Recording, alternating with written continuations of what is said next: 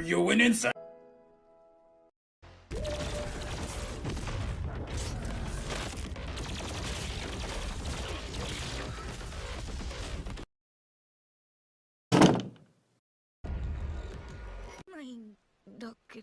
Are you? Agents. Now, you may or may not know what an agent is, so I'll link a video down below before you start watching this video, just so you know what one is. Now, when you think about Sugargoo, a lot of images may come to mind. Well, now throw them into the shitter. Sugargoo, though having a short history, has one rife with misconceptions, a rise in popularity, a blacklisting, and more, and I'll go over that. I'd like to preface that this is an opinion video, and I'm trying to go over the history in the most non-biased way to clear up misconceptions about Sugargoo that might have been perpetuated in certain communities. What is Sugargoo? Where are they from? What do they do, you may ask? Well, my dear children, I'll explain. Sugargoo, as many of you know, is an agent based in Huizhou, China.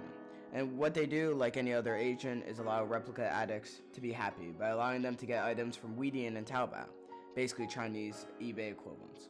Also, something many may not know is they claim to have a predecessor, which they didn't name themselves, but have been in the game since 2015, but broke off and became independent in mid to early 2020. The main reason for Sugargoo's rise is quite simple: YouTube. Following their blacklisting, they had to seek promotion to somehow compete against the Fashionreps backed agents uabat and CSS by. They enlisted the help of YouTubers. These YouTubers included Seedaz, Reps, and others who began to swear up and down by Sugargoo due to their shipping pricing and QC photos. Of the 100 screenshots I could find of people swearing up and down about fucking Sugargoo and Gillies and Seedaz's Discord, you can see right on your screen, people love Sugargoo. Sugargoo has become more popular than any really alternative agent in any YouTube community or Discord, and Gilly also himself once had a Discord channel dedicated to how to not use other alternative agents, but only Sugargoo. The biggest reason for its use is shipping. Though it may have been claimed that they have significantly cheaper shipping, many such as Fashionreps admin Linless may disagree with specific points of their use. Sugargoo also has a calculator that allows for transparency in shipping, where you put the weight, the country you're sending to it, and even specifically dimensions of the box, and they'll give you an estimated price with a breakdown of how that's calculated well. With all these positive things, there's also a seemingly monopoly that was created around Sugargoo, especially in the YouTube community, similar to the one that a lot of people got frustrated at in the culture of we go by in the Fashionrep community on Reddit. A little less than a year ago from this video being released, Sugargoo was put onto a blacklisted agents list on the Fashionreps wiki page, having an own section dedicated primarily to themselves and their agents. Well, Wounds, how did they end up on the blacklisted seller list? Oh my god, you just explained how they were such a great agent and all these aspects about them. Well, I'll explain. Sugargoo was accused of the following: security issues, suspected customer information being sold, spam email advertising, fake parcel numbers, and Linless the admin also added astroturfing in a private conversation I had with him. I'll explain. The accusations of fake parcel numbers was a big deal for the community, as accusations like that can make and break companies. The reliability and use of agents in China are based solely on faith in the company, as they ultimately cannot be held accountable. On November 1st of 2020, Sugargoo released a clarification on sending out fake parcel numbers, claiming they had sorted out with each user and clarified the issues.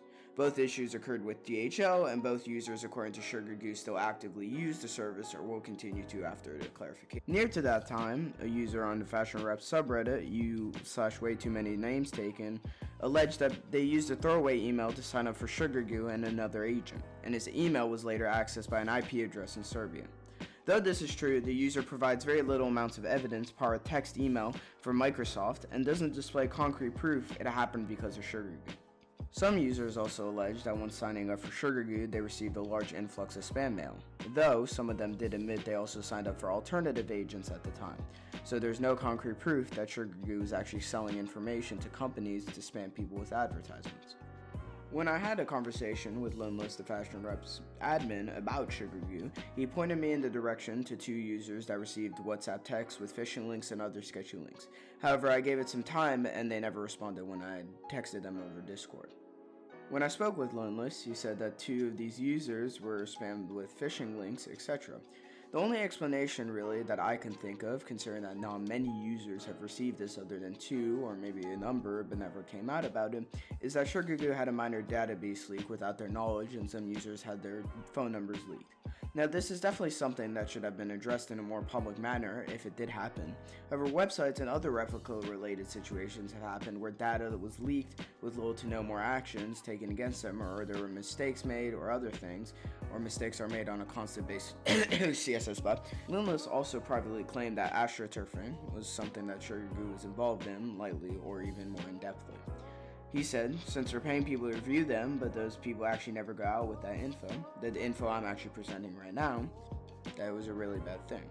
But CDAS did mention loosely what they allegedly engaged in during his agent review video, though really due to their controversies with Fashionreps. But they, in order to try and rectify it, they made a statement which I'll link below discussing the 2 claims brought up against them. With the lying about Parcells claim, they reached out to the original poster and they discussed it, and that he actually went back and took it down. About the personal info claim, they were unable to clear it up with the original poster, but they did say they never have and never will sell personal information. And on the original post about it, the guy said the info that was allegedly stolen was slightly different from the info that was used to sign in, which to me that doesn't really make much sense. Plus, this is the only claim I can find of this happening, and the guy was using Outlook. Like, come on, Outlook? I wouldn't go as far as to say that they are or not astroturfing, as that's subjective, but it's easily attainable information about the controversy anyway around Sugargoo.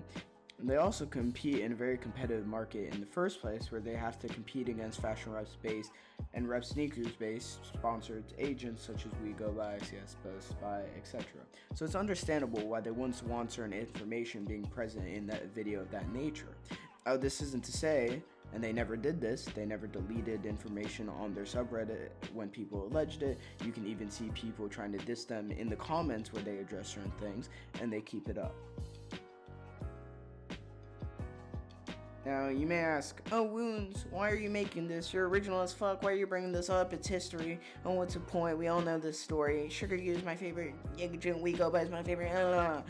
Well, you may or may not know this story in the first place. I'm not going to assume that, and this is why it's supposed to be educational and teach new users or users that have been in the community a synopsis about the history. But I guarantee that at least one person watching this video has a Reddit account, one on the screen or similar to one, that would literally bend over and let their agent at uabat fuck them with a 20-inch dildo.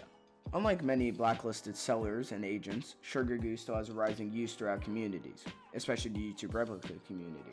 Evidence is all perspective. It isn't my place to address whether Sugargoo actually committed these atrocities or claimed atrocities or even alleged. I don't even know if there are atrocities. But the evidence hasn't deterred thousands from using their services. Users such as myself only have positive things to say, even with all this evidence compiled. With this evidence, Fashionreps can either come across as a godsend, protecting the community against data leaks and a bad agent, or trigger happy to ban the competition. And that's for you to decide. Well, I guess this is the time of the video where I basically show for you guys to subscribe and like. Well, anyway guys, thank you guys so much for watching. I hope you guys have a great rest of your day. Please like and subscribe. Peace out.